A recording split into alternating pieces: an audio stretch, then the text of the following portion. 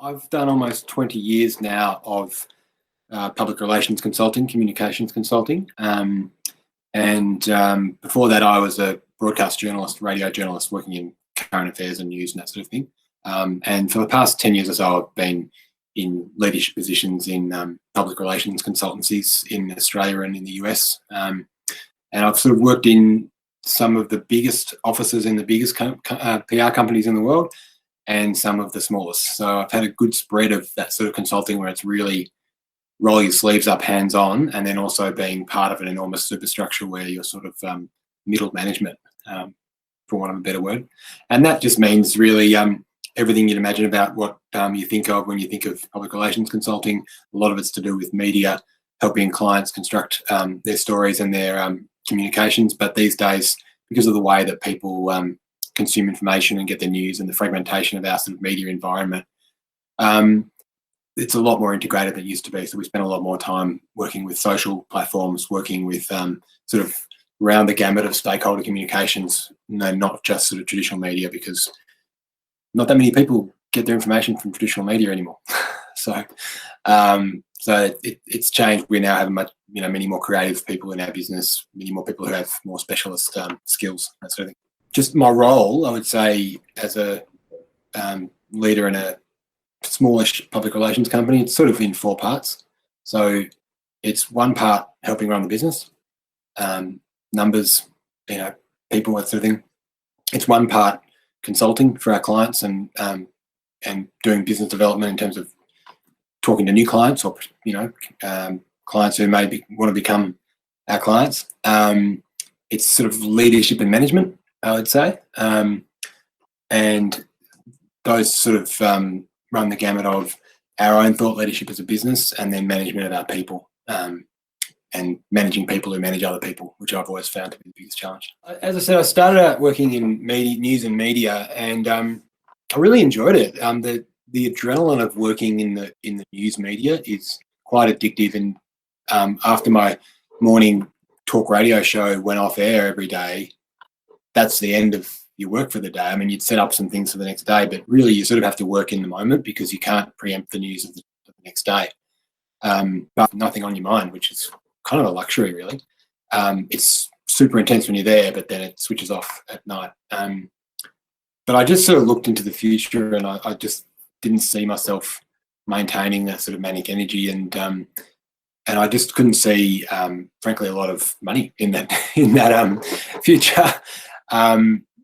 And I really enjoyed all the elements of the work that I do on the other side of the fence as a communications consultant. And I'd always been a professional writer of some sort since I left school. So I sort of decided to give that a go. And I've really enjoyed it ever since. I think the thing about what I do that is so much fun is that it's just such variety. I spend the morning in a forest talking to a forestry company, and the afternoon in a boardroom talking to someone about a big merger acquisition, with mud on my boots, kind of thing. It's and everything in between. So it's never a dull moment. Every day is different. And I think the other probably big sort of change in my career came when I first joined Porter Novelli, realizing that they're a global business and nominally headquartered out of New York City. I'd always wanted to go and live in New York City, and that's really where the center of our industry is. So I really wanted to go and work there. So I spent the next 2 years basically sidling up to anyone I could in that office and working with them where I could. And then I had the opportunity to go there on a sort of work conference and immediately hit them up for a job. And I think going there and getting that experience just completely changed my outlook on the world and on my job and on business, and everything's sort of larger than life there. So that was a big change for me. I think the worst career advice I've had, I don't want to sound like I'm pumping up my own tires here, but just I've had a couple of bosses who their attitude towards women in the workplace was just really, really poor, and they gave me advice which was basically based on standing on women's shoulders to get ahead, and it just struck me as being a particularly poor way to go about a career. And those people, now looking back, have kind of stagnated where they were. and it's probably because they just have such outdated views of the workplace. But I haven't had a lot of bad advice, and I think I was trying to pick through the best advice. I've had so much good advice. My sort of CEO and mentor here is just full of good advice.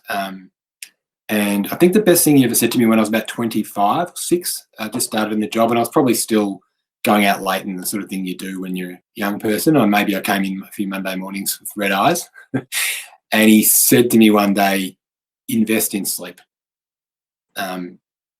Sleep is really precious, and bank it. Bank it when you can.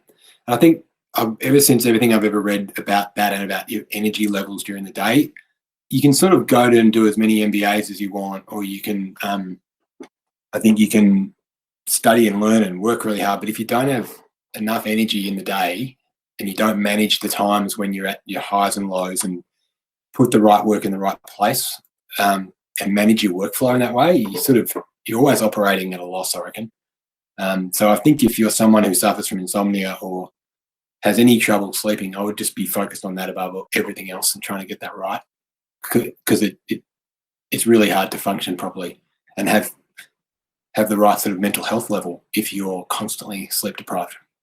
I think practicing some level of mindfulness meditation it changes your outlook, changes your view. And not that I do it every day or anything like that. I just think the ability to step outside of your own thoughts and emotions and watch them going past like traffic it's a superpower. I wish I could say I was just a brilliant spotter of talent, but the fact is I have hired a few people along the way who turned out to be completely disastrous in terms of the cultural fit with our business, or this being a sort of having the right aptitude or skill set. And I think you never get good. You never get really, really good at that. So I certainly don't. And I've really worked hard at it. But it's not necessarily there's anything wrong with those people, or they're bad people. They're just completely the wrong fit for our business. And then our business takes a very specific personality type, to both be good at it and enjoy it.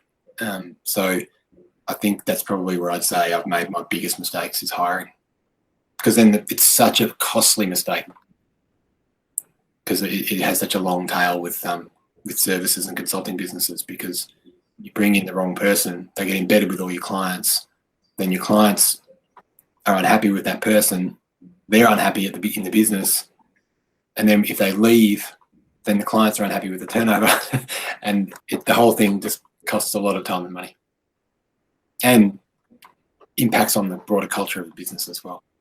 I think the first thing I thought of was just working really hard.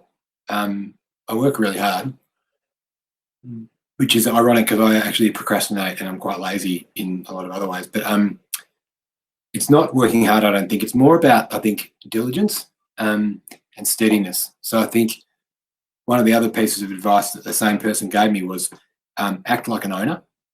I think that the day I grew up and stopped behaving like an employee, which was before I even got into consulting, was actually when I was working in a pub, and I realised I'd get a lot better treatment from the boss if I just acted like I was his partner and did the right things for the business instead of trying to skeeve off and just get what I could, So I think acting like an owner of any business or organisation you work in gives you a mindset that means you'll always do the right thing, you'll always go the extra yard, you'll always try really hard, you'll always sort of go over and above to try to please a client or a customer or whatever it is. If you act like an employee, for one thing, your managers and bosses can sense that you're sort of not there, you're not really that committed, you're just there to take a paycheck and get what you can and leave.